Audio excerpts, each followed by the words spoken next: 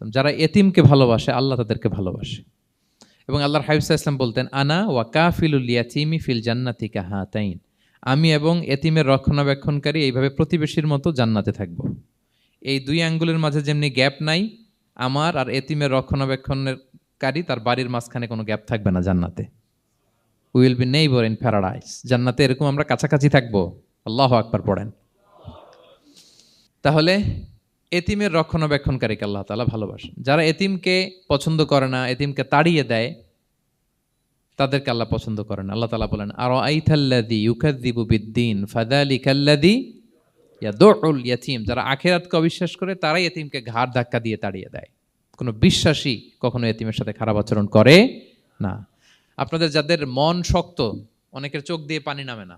আমার এক আত্মীয় আছে, খুব আল্লাহওয়ালা। আমার জীবনে এত আল্লাহওয়ালা আমি দেখি নাই, কিন্তু ওনার চোখ দিয়ে পানি নামে না।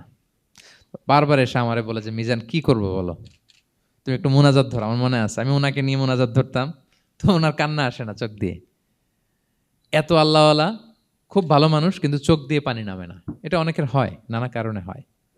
তো আল্লাহর হাবিব সাল্লাল্লাহু আলাইহি ওয়াসাল্লাম বলেছেন, কারো যদি চোখ দিয়ে পানি না নামে বা হৃদয় নরম না হয়, তারা যেন এতিমের মাথায় হাত বুলিয়ে দেয়। এক সাহাবী এসে বলেন, ইয়া রাসূলুল্লাহ, আমার হৃদয়টা বড় শক্ত, হৃদয় নরম হয় না। রাসূল সাল্লাল্লাহু আলাইহি ওয়াসাল্লাম বললেন, তাই? আতুহিব্বু আন ইয়ালিনা কলবুক, তুমি কি চাও তোমার হৃদয় নরম হোক, ওয়া তুদরাকা হাজাতুক, এবং তোমার আশা পূরণ হোক? তিনি বললেন, হ্যাঁ। তখন রাসূল সাল্লাল্লাহু আলাইহি ওয়াসাল্লাম বললেন, ইরহামিল ইয়াতীম, এতিমের উপর রহম করো। ওয়ামসা আলা রাসি, এতিমের মাথায় হাত বুলিয়ে দাও।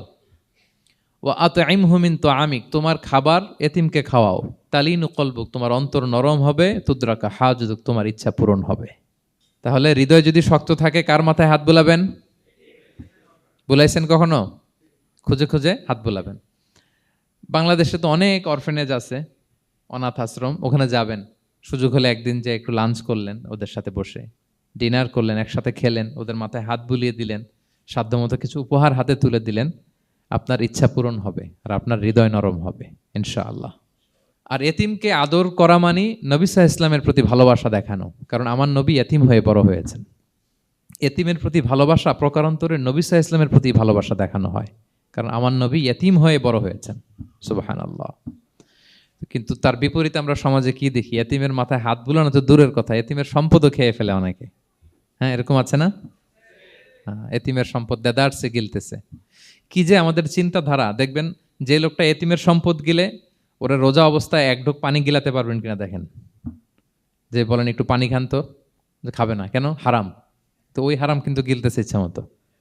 রোজা অবস্থায় এক ফোঁটা আপনি পানি গিলাতে পারবেন না, এরে কেন? হারাম। কিন্তু ওইদিকে ভাতিজার সম্পদ গিলতেছে দেদারসে।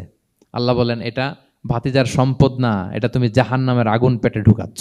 ইন্নাল্লাযীনা ইয়াকুলুনা আমওয়ালাল ইয়াতামা যুলমান ইন্নামা ইয়াকুলুনা ফি বুতুনিহিম নারা ওয়া সায়াসলাউনা সাঈরা। যারা এতিমের সম্পদ খায়, এটা সম্পদ না, এটা জাহান্নামের আগুন তুমি পেটে ঢুকাচ্ছ। সো এতিমের প্রতি যেন আমরা নমনীয় হই, তাদের মাথায় হাত বুলাই, তাদের জন্য খরচ করি, তাদের প্রতি যেন আমরা দয়াদ্র হই।